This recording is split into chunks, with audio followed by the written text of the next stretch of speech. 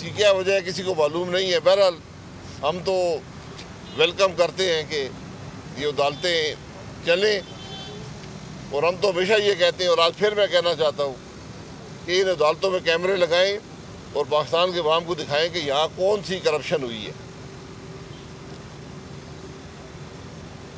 आज चेयरमैन नायब साहब के बारे में बात नहीं करेंगे क्योंकि वो बीमार हैं, कोविड हो गया है, सुना है, तो बहरहाल अगली दफ़ा बात कर लेंगे।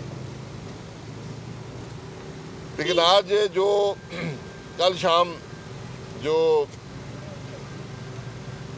इस मुल्क के दावेदार थे एहतसाब के, जो वज़ीर-ए-आज़म के मुशीर थे, क्या नाम से, शहजाद अकबर साहब, उन्होंने या तो इस्तीफ़ा दे दिया है या उनको निकाल दिया गया है। ये इस हुकूमत का खासा है कि ना आते हुए पता लगता है कि आदमी आया कैसे है और ये कौन है, और ना जाते हुए पता लगता है कि इसको किसी ने निकाला है या खुद छोड़ के चला गया है। कोई कहता है चार्जशीट इशू कर दी है, और आज 3.5 साल के बाद पता चला कि बच्चा नालायक था, उसको कुछ आता नहीं था, फेल हो गया। ये पूरी हुकूमत का यही हाल है। कोई वजीर ऐसा नहीं है जो फेल ना हुआ हो। तो एक जगह फेल होते हैं, दूसरी जगह लग जाते हैं, दूसरी जगह फेल होते हैं, तीसरी जगह लग जाते हैं, तो खमियाजा जो है वो आवाम भुगत रही है। तो मैं ये शहजाद अकबर साहब से गुजारिश करूँगा कि एक तो प्रेस कॉन्फ्रेंसें बहुत करते थे, लोगों पर इल्ज़ाम लगाते थे, कहते थे बड़े सबूत हैं मेरे पास, बक्से भरे हुए हैं, कभी इंग्लैंड जा रहे हैं, कभी वापस आ रहे हैं। तो मैं उनसे गुजारिश करूँगा कि एक तो बता दें कि आपने 3.5 साल में किया क्या है, आपकी कारकर्दगी क्या है, कौन सा एहतसाब आपने किया है, कौन से सियासतदानों को आपने पकड़ा है, कौन सा सबूत आपने इकट्ठा किया है, और ये भी बता दें कि आपको इमरान खान ने निकाला है या आपने इस्तीफ़ा दिया है। और जाते जाते ज़रा अपना असासों की तफसीलात जमा करवा दें, क्योंकि ये आपसे एक दिन पूछा जाएगा कि जब आप इस ओहदे पे आए थे तो आपके असासे क्या थे और आज आपके असासे क्या हैं। ये जो शख्स भी पब्लिक ऑफिस होल्ड करता है, जिस तरह SAPM होता है, बनने का शौक़ तो बड़ा होता है, लेकिन अब आप भी एहतसाब के दायरे में होंगे। अब आपको भी कल एहतसाब का सामना करना पड़ेगा, उन सवालों का जवाब देना पड़ेगा जो हम सब ने दिए हैं। हाँ, ये बात दुरुस्त है कि आपने जो ऑर्डिनेंस लेकर आए हैं उसके तहत 6 अक्टूबर 2021 के बाद तो नहीं पूछा जा सकता।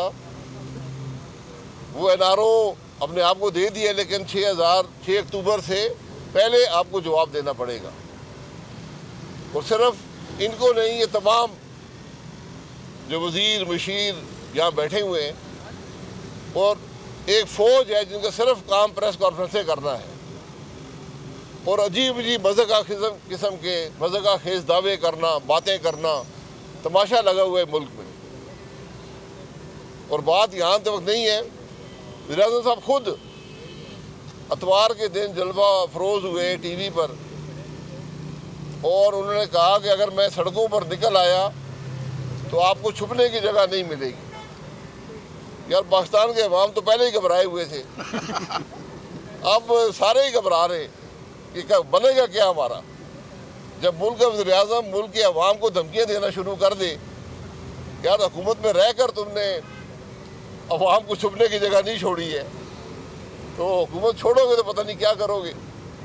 तो बहरहाल ये जो सर्कस शुरू हुई थी आज से 3.5 साल पहले, ये मेरा ख्याल है इसको जल्दी ख़त्म कर दें तो बेहतर होगा, क्योंकि मुल्क मज़ीद इस सर्कस को बर्दाश्त नहीं कर सकता। जनाब सर, क्या कहेंगे ट्रांसपेरेंसी इंटरनेशनल की रिपोर्ट आई है जी जी के दौर में जो है करप्शन कम होने के बजाय मजीद बढ़ गई है। वो तो बड़े दावे करते थे किसी को छोड़ूंगा नहीं, इंतजार करूंगा, खुद गवर्नमेंट जो करप्शन है आगे बढ़ती जा रही है। देखिए, मैंने हमेशा कहा है कि इस मुल्क के सारे चोर इस काबीना के टेबल पे बैठे हैं।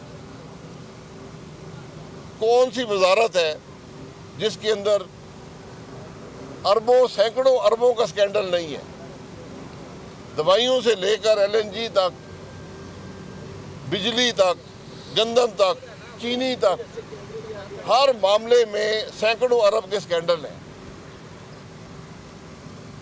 जब मुस्लिम लीग नून की हुकूमत गई थी 2018 में, 117 नंबर पे पाकिस्तान था, जो कि अच्छी बात नहीं थी, उससे कम होना चाहिए था, लेकिन हमने बतदरीज अपने दौर में कम किया।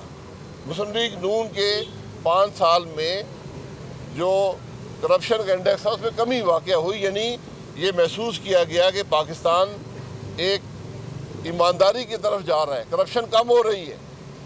ये हुकूमत आई तो पाकिस्तान दुनिया के 180 ममालिक में 117 नंबर पे था, आज हम 140 नंबर पे हैं।